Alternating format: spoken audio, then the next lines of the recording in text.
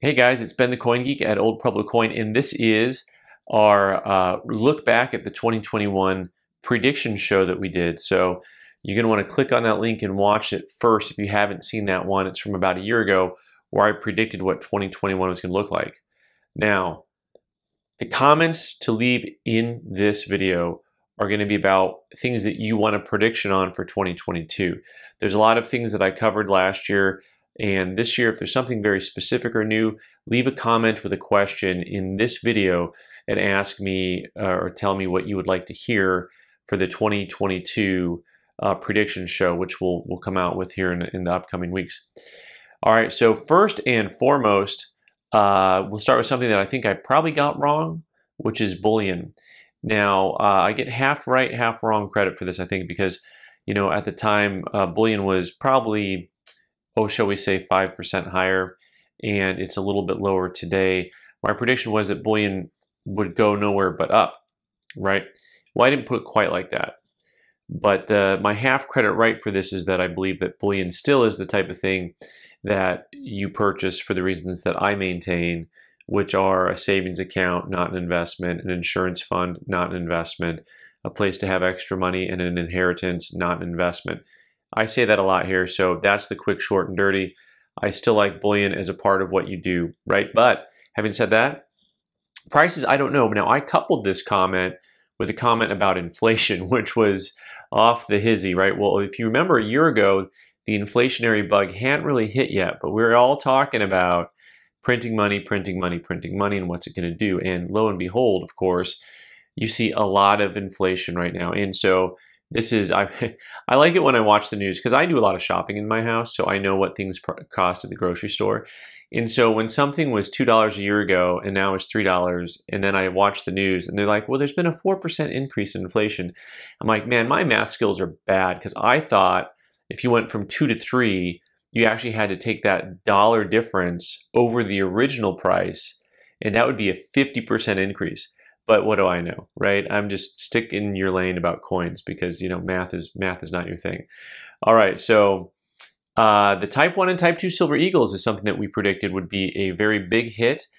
People still they were gobbling those up all year long. They were paying $10 to $15 an ounce premiums over them, and they just, the Silver Eagle is the modern coin, the modern king of the coin market. In other words, just there's so many people who buy Silver Eagles and love them. They've got to have them for their sets year in and year out. So we were right on the Type 1 and Type 2 Silver Eagles being a big hit, big hit. We talked about $500 and $1,000 bills going up and up. Boy, was I right about this accidentally. Like, I was really surprised when I watched this video because those continue to go up at a rate that I wouldn't expect. I still think that there's just nothing but potential for those, but it's still hard for me to understand because $500 bills that I used to pay $700 for, and now they're trading for $1,200 to $1,500. $1,000 bills that I used to pay $1,200, $1,300 for, now they're trading for $2,500, $2,600. I mean, those numbers to me are still shocking, even though I still believe that there's such a small amount of those notes out there that I still believe that they have potential to move up, even though it causes a little bit of cognitive dissonance for me because my brain doesn't want to believe it, right? All right, we talked about coin shows being back in a big way in 2021, and that, of course, is a check mark, right? I'm really embarrassed at how many of these I got right. I thought maybe I should have made something that was a little harder prediction. Although some people were thinking that they wouldn't come back, they wouldn't be as well attended because of all the different things that were going on. But every coin show that opened up, it seemed like it was busy, like very, very busy. So that was something that we talked about. The ultra rarities market, I said was going to go up, up, and up. This is a mixed bag because honestly, I haven't done enough of an analysis to know exactly how you categorize this.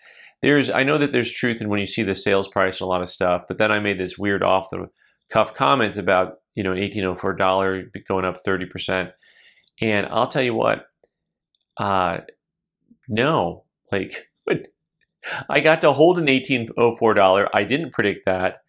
It certainly didn't sell for 30 or 40% premiums of what it had. Pause video. That's why I say pause video. All right. All right. I didn't do enough research. Someone else, you guys all correct me on this. So my book's too old here. I don't know when the last time $1804 sold before that one sold for 7 million, which I thought could have gone for 10 or 15.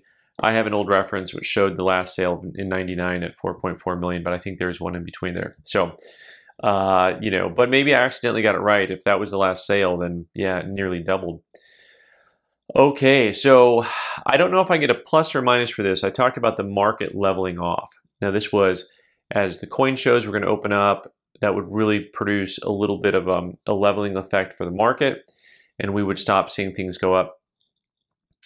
Currently, we're still seeing really strong prices on Morgan dollars and on the things that are most commonly traded. So all of your Morgan dollars and GSA dollars.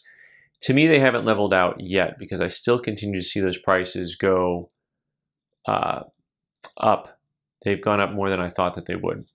So I'm going to say that the market did not level out. I'm going to give myself a negative on that one. Toned coins going bananas and still going bananas. I mean, easy prediction, right? Maybe. I mean, but we're still talking about when are those going to start coming back down in price. I still think those would come down in price eventually, but you know, my biggest concern about the toned coin market, ironically, is that you're going to see a lot of people moving into that space with really good artificial toning. That's going to start fooling the experts, so to speak. And I know that on eBay, there's lots of artificially toned coins that people buy for too much money because they're not real original toning. And so that's a problem within that whole market. But toned coins going up in value, check. Okay. Errors in paper money, error coins and paper money did continue to go up, as I had said. You know, that was all part of this market shortage. In 2 or 3 years from now, are we going to look back at 2021, 2022 and say, man, those prices were so inflated? You know, well, it is yet to be seen. You know, that's about whether or not we can maintain the market, and that is something that we can talk about in another video. Error coins, I don't know how I did on this. I was wishy-washy when I answered it the first time. You know, are they going to go up? Or are they going to go down? You know, that market is also a very niche market or a niche market, one or the other. But either way, I don't know. I'm going to give myself a big X for that because my first answer was so lame it didn't matter. All right, what else do we got from last year? Oh, 2 other things it looks like maybe not. I can't read my own handwriting, so there's that. So the 2021 Morgan and Peace dollars, I said they will sell well and fail. Now, of course, the U.S. Mint, we talked about failing. That was like, that's a no-brainer, right? So, but they did sell well. These coins sold very well, but they still failed in a way. And what I mean by that is, you know, they're definitely not maintaining a really high premium. The issue price of $85. Secondary market right now, you've seen a lot of those coins trade for 125 to 175. Yeah, they've doubled in value for now, but they're not trading at $300 or $400 a coin like a lot of people, like some people predicted. I'll try to work on my language here a little bit. All right. Okay, things I got wrong. The beard. That was that. I mean, whew. All right. So and also third-party grading. I had predicted Annex would take over the world. Of course, that was a little bit tongue-in-cheek if you didn't know. So they did not. But also I did not predict NGC and PCGS taking longer to slab coins, which is what happened in 2021. So I'm going to give myself an X on that one, like a wrong answer, because that is something I did not predict. I talked a little bit about how long they're taking, and man, ooh, they're just taking longer and longer. That's for sure. All right, let's see what else we didn't cover here. One more thing I want to touch on really quick is a little bit on that bullion market again. Something that I did not predict is, although the price of silver is down, the price of the product is the same. In other words, silver is currently around $23 an ounce, but it's still trading at $28 an ounce, $29 an ounce, $30 an ounce on a lot of stuff. So, which is kind of what it was trading at when silver was $25 an ounce. So, in a way, the price is maintained. So there's a spot price, and then there's the price it's trading at. And that's a whole nother video that we've talked a little bit about that. We'll talk about that again sometime. But my predictions for 2021 were stupidly accurate because I didn't take any really, super strong positions, although some of you could have disagreed with the positions I took. 2022, leave your comments. What do you want me to predict for 2022? Not the answer, just the topic. All right, guys, thanks so much for watching. I've been the Coin Geek. You can subscribe by clicking on the owl button and watch more videos on the right side of the screen. Thanks.